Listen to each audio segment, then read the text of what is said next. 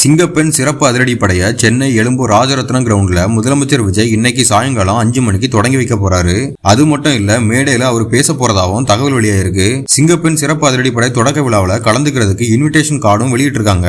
அதுல அமைச்சர்கள், நாடாளுமன்ற உறுப்பினர்கள், சட்டமன்ற உறுப்பினர்கள், உள்ளாட்சி பிரதிநிதிகள், அரசு உயர்நிலை அலுவலர்கள், சீர்மிகு பெருமக்கள் இப்படி எல்லாரும் கலந்துக்கலாம்னு தமிழ்நாடு காவல்துறை டிஜிபி மகேஷ்குமார் அகர்வால் அவருடைய தலைமையில அனுமதி கொடுத்திருக்காங்க. இதுக்கு முன்னாடி இந்த தொடக்க விழா 2 நாள் தொடங்க முடியாம தள்ளி போச்சு. அதை பத்தி நிறைய கட்சிகள் விமர்சனம் பண்ணாங்க.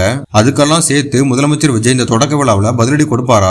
தமிழ்நாட்டில் பெண்கள், குழந்தைகள் பாதுகாப்பை பத்தி அவர் என்ன பேச போறார் அப்படின்னு எதிர்பார்த்து தமிழ்நாட்டு மக்கள் காத்துக்கிட்டு இருக்காங்க. குற்றவாளிகள் எல்லாருமே திருந்துறதுக்கும் திருந்தி வாழ்றதுக்கும் முதலமைச்சர் விஜய் அவர்கள் வார்னிங் கொடுக்கும் போதே திருந்திக்கோங்க. அப்படி நீங்க திருந்தலன்னா இதுக்கு முன்னாடி இருந்த 50 வருஷம் 70 வருஷ கட்சிகள் வந்தா கூட உங்களை காப்பாற்ற முடியாது. தமிழ்நாட்டில் மக்கள் அமைதியா வாழ்றதுக்கு முதலமைச்சர் விஜய் தீவிரமா செயல்பட்டு இருக்காரு.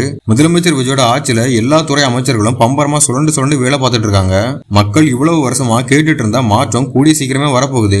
தமிழ்நாட்டு மக்களுக்காக நல்லாட்சி கொடுக்கிற முதலமைச்சர் விஜய்க்கு வாழ்த்து சொல்ல நினைக்கிறவங்க டிவிக்கு கமெண்ட் பண்ணுங்க.